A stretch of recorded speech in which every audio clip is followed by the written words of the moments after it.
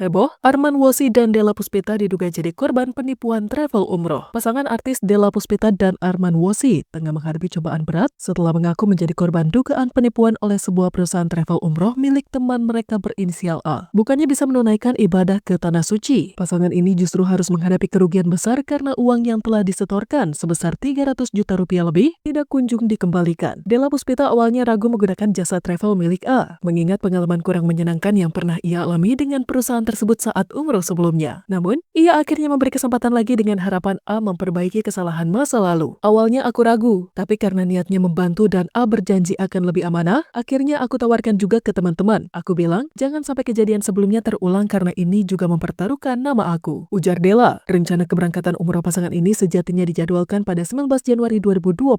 Namun jadwal tersebut tiba-tiba dimundurkan ke 22 Januari tanpa alasan yang jelas. Hal ini mulai menimbulkan kecurigaan, apalagi saat hari keberangkatan, pesawat yang dijanjikan malah diganti mendadak. Kondisi ini mengingatkan Della pada pengalaman buruk sebelumnya. Aku sudah mulai deg-degan, kok kayak kejadian kemarin lagi? Padahal teman suami aku juga sudah ingetin, jangan main mundur-mundur karena orang kantoran itu izinnya susah, keluh Della. Namun sayangnya, kekhawatiran itu terbukti. Rencana umroh mereka batal total, dan hingga kini uang yang telah disetorkan belum dikembalikan oleh pihak travel. Della juga mengungkapkan bahwa ia bahkan dituduh sebagai bagian dari perusahaan travel tersebut dan dianggap melakukan prestasi oleh beberapa pihak. Padahal, ia hanya mengenalkan teman-temannya pada biro perjalanan tersebut tanpa mempromosikannya secara resmi. Sang pemilik travel, A sempat menawarkan 5 unit mobil sebagai jaminan untuk mengganti uang yang hilang. Namun, situasi semakin rumit karena mobil-mobil tersebut bukan milik pribadi A, melainkan milik saudara dan temannya. Bahkan beberapa di antaranya masih berstatus cicilan dan tanpa dokumen BPKB. Kasus ini menjadi pembelajaran berharga bagi Della dan suaminya, terutama dalam memilih biro perjalanan umroh. Ia berharap pihak travel segera menyelesaikan kewajibannya, terutama mengembalikan uang jemaah yang batal berangkat. Sementara itu, Della juga mengimbau masyarakat agar lebih berhati-hati dalam memilih travel umroh, terlebih jika sebelumnya perusahaan tersebut pernah memiliki masalah serupa. Kasus ini semakin menambah panjang daftar korban penipuan travel umroh di Indonesia. Namun, perjuangan Della dan Arman untuk mendapatkan hak mereka masih terus berlanjut.